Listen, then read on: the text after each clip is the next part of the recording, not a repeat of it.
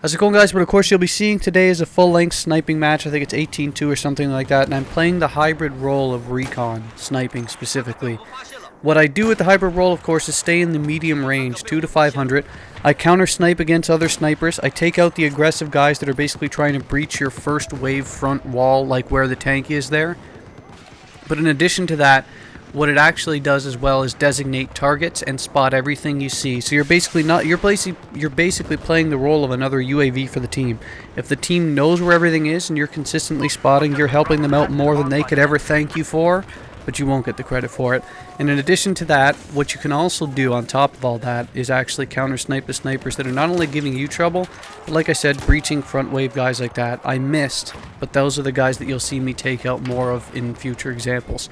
What I wanted to talk about today is something I haven't actually really talked an awful lot about in previous videos, so I wanted to address it today because I get a question asked in almost every single video, especially sniping videos, for the entire time I've ever posted on YouTube. And I have talked about it in other videos, but not a specific video, so here we go today. It's basically regarding vision and movement in-game and acquiring targets. I get asked all the time how I managed to see that guy, how I spotted him so quickly, how I was able to basically know he was there. And the first part, because I've addressed it before in other infantry videos, is your minimap. A huge key to it is noticing where they are on my minimap and also having good teammates spot them. Those are the two of the biggest factors for actually finding targets, and it's almost habitual to be now. The minimap is your biggest best friend. I've said this in countless videos. You go review all of my videos and you'll see I'm a big proponent of reading your minimap. But there is more to it than that. There's a lot more to it.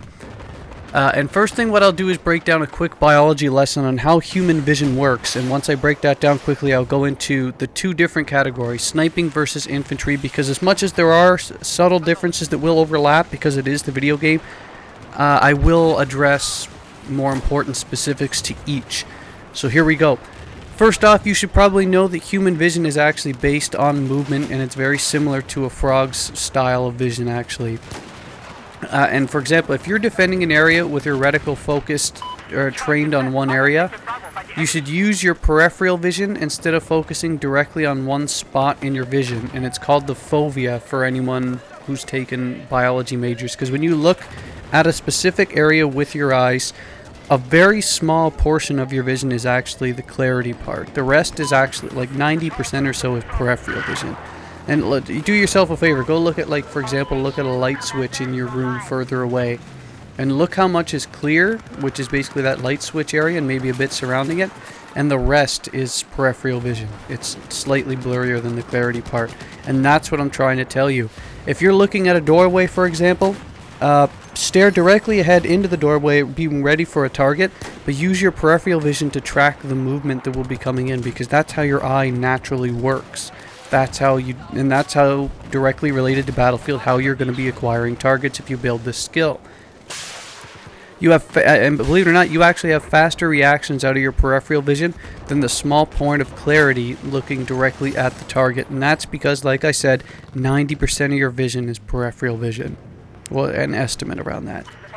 Of course, when you're moving around, there's a ton of information to process from your movement, such as your movement, the enemy movement, the environment changing, like those little floating black objects. They're trying to make it look like dust, I guess. And the best way to take advantage of this peripheral vision, like I was saying, is to slow down or stop altogether, because it's just too much for your brain to process all at once.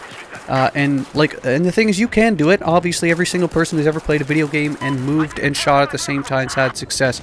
But this is not a good recipe for success. That's why you see people take their time, observe their surroundings, get themselves in a position for success, slow down. This anti-camping movement of if you're not moving, you're camping, is complete bullshit. Throw it out, disregard it, make yourself a better player by slowing down or even stopping in certain situations where it's going to be conducive to your success. You have to get rid of that stupid old Call of Duty mentality that it seems to be rampant in old video games, especially among people that are new. And the key is, as you practice this, you'll be getting rid of your impatience, and you'll be training yourself to do this.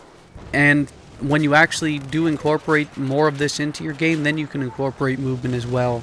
It's reading your mini-map and always being in a situation that's going to be conducive to your vision, like I was saying.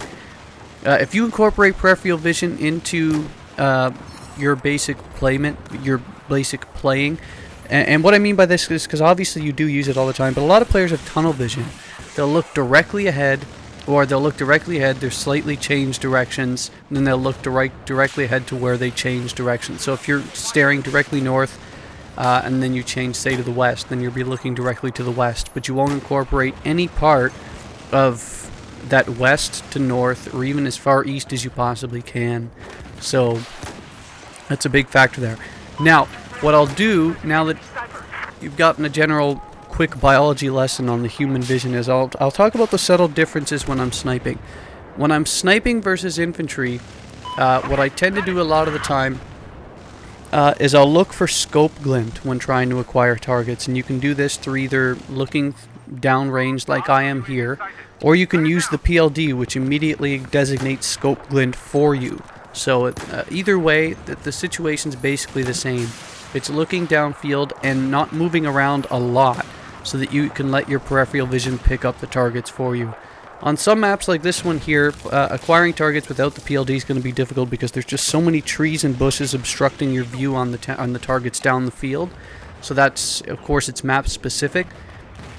But the other thing too is that you should be looking for things downfield that don't really blend in with their surroundings, or they look like an extra mass of something that shouldn't be there. Like, say for example, you're looking at the rocks and they're mostly gray colored, and you happen to see a little like black camo or white camo sitting on top of that rock. It might not look like it's part of the rock. It might blend in well, like it actually is pretty decent with the rock. But if it looks suspect, look down your scope and just to make sure that it isn't actually something, because you'll be surprised, especially when long range sniping.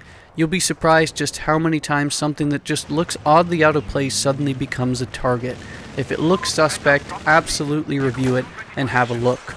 And those are the basic points I use for sniping, and the rest basically comes easily for sniping. Since you're going to be sitting still for the most part looking downrange, any movement at all, as long as you're not moving around and running around like I am, is going to be picked up oh so fast with your peripheral vision. So that's that part's much easier. With regard to infantry, a lot of the tips are basically the same, except the range is going to be reduced significantly, so you have to keep that in mind. Like, say you're playing in a metro server, and you're locking down one particular area near B, and they're going to be running up the escalators. The best way to actually incorporate that particular, your vision, I should say, is focus on an area where they'll be with, say, your Cobra or Red Dot sights. That way you're ready if they randomly pop up, like the area you think they will be attacking from. But at the same time, what you should also be doing is, instead of completely looking at that red dot like so many players I've seen and experienced do, use your peripheral vision to do the work for you. You could keep your red dot trained on that specific area so that you're ready if the target goes, but then switch your, like, you can look through your peripheral vision on both sides of where you're aiming your dot. When you're doing infantry style plays though, like the shorter under 50-meter range or so, as Dragon's Teeth will be actually coming out today as I do this commentary, what you should be doing is, like I've been saying the whole video, you should let the enemy's movement dictate what you're going to basically be doing. You should be looking at, and as I missed the helicopters there, what you should be doing is letting their movement dictate where they are. You moving around in a high close quarters engagement area is going to put you at an extreme detriment, because you're not going to be able to pick them up if they're stationary faster than you will see them. It's just, you might be able to get the kills a lot of the time on an inferior opponent or opponent that's not ready. Absolutely, I'm not saying that movement is killer. Please do not misinterpret what I'm saying. But I am saying that, like, see me moving around here. I have exactly what I was saying earlier with the tunnel vision as I'm going toward this MCOM. Absolutely nothing as I was going toward that MCOM was incorporated to the west, east, and even like the northeast and northwest. So, see, as you're running here, it's just tunnel vision directly ahead, and I see too many players do this. What you should be doing, like I said, is maybe move up a little bit, stop, survey your surroundings, move up, but of course use cover as you do it, because as you're doing, as you're moving. You don't want to get caught off guard and shot by a guy who's basically waiting to well, he's doing basically what I've been saying the whole video. He's waiting to spot movement. He's waiting to see you.